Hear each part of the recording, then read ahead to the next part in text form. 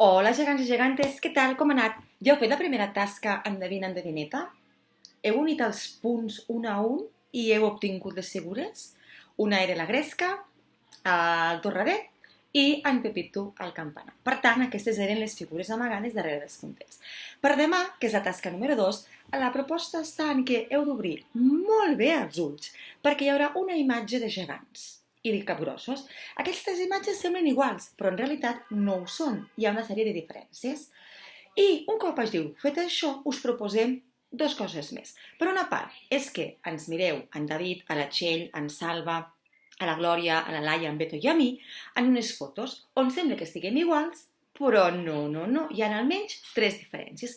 I per últim, us animem a que vosaltres sigueu els encarregats de fer també el joc de les diferències. Com? Doncs us vestiu d'una manera determinada, demaneu que a casa us facin una foto i després us feu la mateixa foto, però havent canviat tres coses. Què us sembla? Us animeu? Sí? Doncs som-hi! Seguim!